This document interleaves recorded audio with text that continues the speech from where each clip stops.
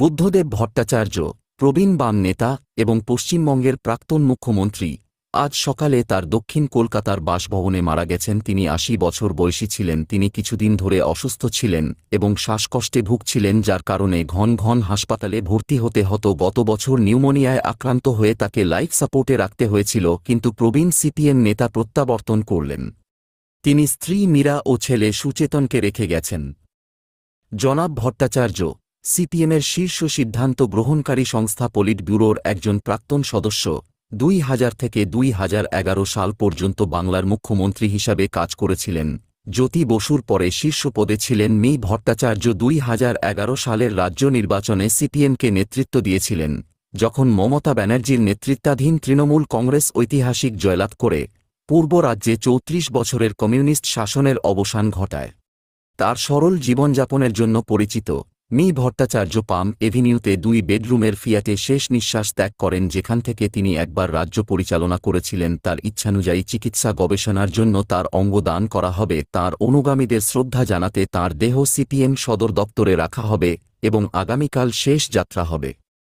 কলকাতার প্রেসিডেন্সি কলেজের প্রাক্তন ছাত্র মিস্টার ভট্টাচার্য পুরো সময় রাজনীতিতে যোগ দেওয়ার আগে একজন স্কুল শিক্ষক ছিলেন। বিধায়ক এবং রাজ্যের মন্ত্রী হিসাবে কাজ করার পরে ২০০০ সালে মি বসু পদত্যাগ করার আগে তিনি উপমুখ্যমন্ত্রী পদে উন্নীত হন। মুখ্যমন্ত্রী হিসাবে তিনি ২০০১ এবং ২০০৬ সালে বিধানসভা নির্বাচনে সিপিএমকে নেতৃত্ব দিয়েছিলেন। মি ভট্টাচার্যের আমলে বামফ্রন্ট সরকার জ্যোতি বসুর শাসনামলের তুলনায় ব্যবসার প্রতি তুলনামূলকভাবে উন্মুক্ত নীতি গ্রহণ করেছিল। হাস্যকরভাবে শিল্পায়নের সাথে সম্পর্কিত এই নীতি এবং জমি অধিগ্রহণই ২০১১ সালের নির্বাচনে বামদের অত্যাশ্চর্য পরাজয়ের পথ তৈরি করেছিল।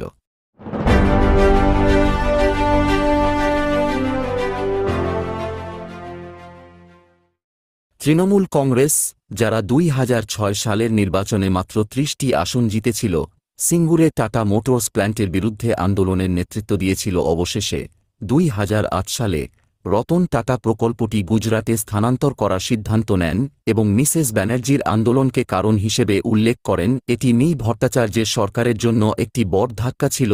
একইভাবে ক্ষতিকর ছিল নন্দীগ্রামের সহিংসতা, যেখানে রাসায়নিক হাব প্রকল্পের জন্য জমি অধিগ্রহণের বিরুদ্ধে প্রতিবাদকারী একটি গোষ্ঠীর বিরুদ্ধে পুলিশি পদক্ষেপ ১৪ জনের মৃত্যু ঘটায়।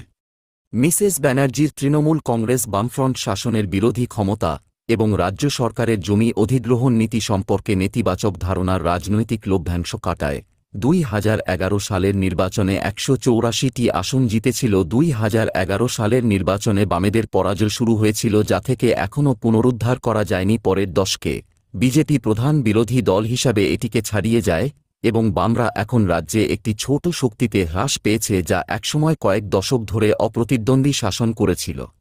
বাংলার গভর্নর সিভি আনন্দ বোস মি ভট্টাচার্যের পরিবারের প্রতি সমবেদনা জানিয়েছেন। তার শোক বার্তায় মুখ্যমন্ত্রী ব্যানার্জি বলেছিলেন যে প্রবীণ বাম নেতার সাথে তার ১ দশকের দীর্ঘ সম্পর্ক রয়েছে। আমি খুব বিরক্ত মীরা দি, সুচেতন এবং সিপিএমের